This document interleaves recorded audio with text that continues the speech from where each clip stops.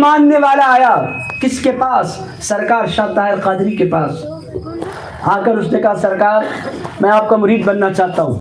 حضرت سرکار شاہ طاہر قادری نے فرمایا اے میرے اللہ کے بندے، نیک بندے، سن، میں مرید نہیں کر سکتا چونکہ میں نے اپنے بابا سے خلافت نہیں لی ہے، مجھے میرے سرکار غوث پاک نے خلافت دی ہے، مگر اس خلافت کو خلافت اویسی کہتے ہیں۔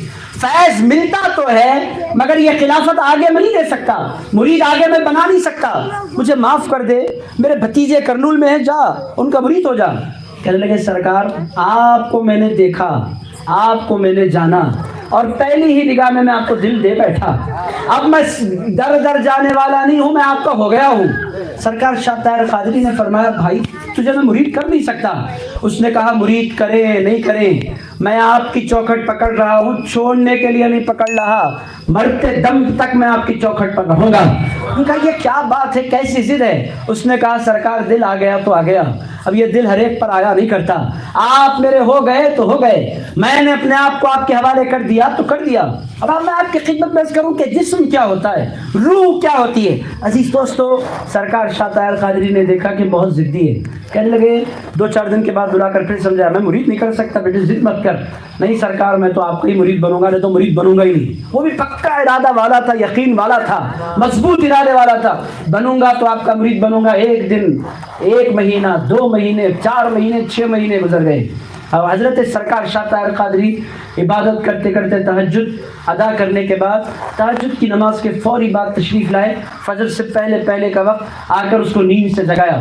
وہ نیند سے بیدار ہوا، دیکھا تو سرکار شاہ طاہر قادری کھڑے ہیں۔ پوچھا سرکار میرے لیے حکم کیا ہے؟ ارشاد فرمایا جا کنویں کے پاس اچھی طرح غسل کر لے، جو سب سے اچھے کپڑے ہیں وہ پہن کر آ جا اور عطر لگا کر آنا۔ اس نے کہا سرکار کیا وقت ہے؟ ارشاد فرمایا تیری مریدی کا وقت آ گیا ہے۔ میرے ساتھ عزیز دوستوں کیسے اللہ والے لوگ تھے کہ لوگ ان کو پکڑتے تھے مرید ہونے کے لیے اور وہ کہتے تھے ہم مرید کرنا نہیں چاہتے۔ آج الٹا قصہ ہے عزیز دوستوں، پہلے مرید تلاش کرتے تھے پیر کو، آج کل پیر تلاش کر رہے ہیں مریدوں کو۔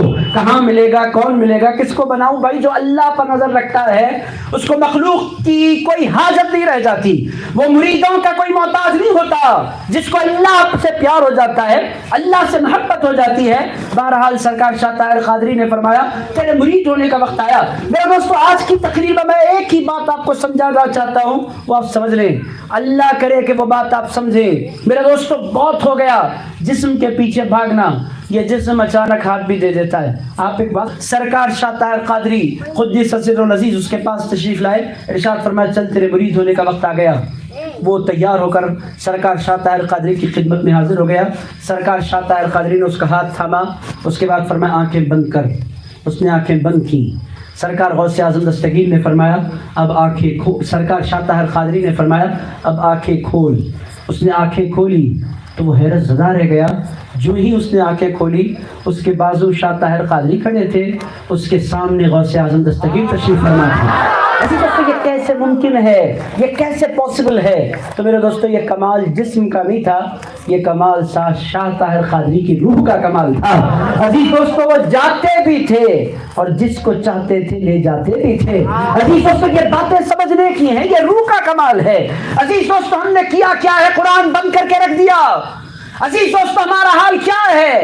آپ کو میں بتلاؤں، رمضان میں قرآن پڑھتے ہیں، کتنے میرے بھائی ہیں